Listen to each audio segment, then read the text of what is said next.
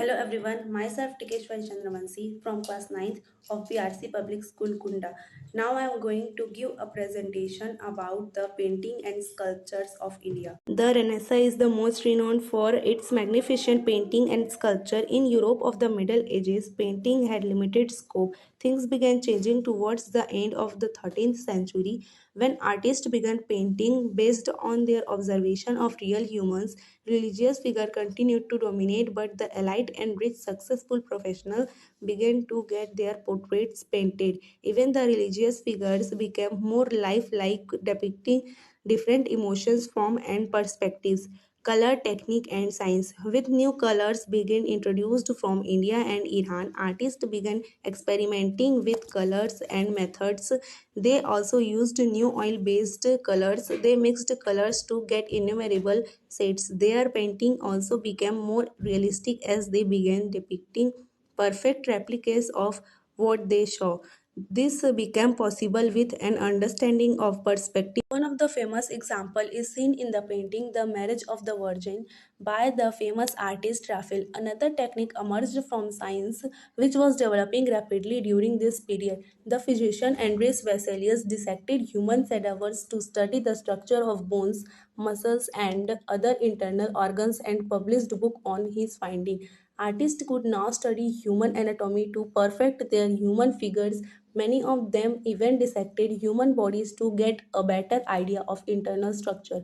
The most famous among them was Leonardo da Vinci. The two important painters. Italy has many great painters during the Renaissance period, but we shall discuss the two most important among them. They were Leonardo da Vinci and Michelangelo. Leonardo da Vinci was a scientist, sculptor, architect, inventor, and painter. He was the perfect example of the Renaissance man.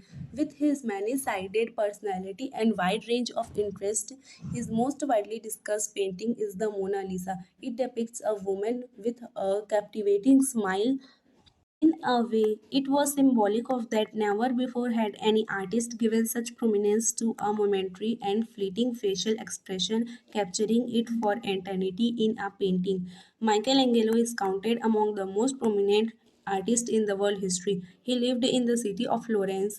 He was under the patronage of the Pope, for whom he undertook many creative projects. The most illustration of this was painting scene from the Bible on the walls and roof of the Sistine Chapel. Michelangelo was as good a sculptor as he was a painter. He used Italy's white marble to sculpt extraordinary figures. Take a look at the most famous among them, La Pieta. The portrayal of the human body, emotions, and even clothes is spectacularly realistic. The grief of the mother with the dead body of her son in her lap is deeply and profoundly etched. Much of Renaissance art was inspired by Christianity, but at the same time, we see the marked influence of ancient Roman art. Artists like Michelangelo studied ancient painting, sculpture, and building in minute detail and tried to replicate their style. Early modern painting in India. A new chapter opened in India painting in the 15th century. This was the age of miniature paintings in which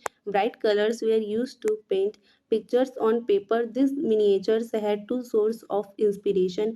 One was the simple illustration of palm leaf handwritten books using deep and bright colors. They depicted idealized, not realistic human and animal figures. The second source of inspiration was the miniature tradition of Iran. The country had a practice of producing books handwritten on paper with illustrations of the incidents described in them. This was around the time the Renaissance began in Europe.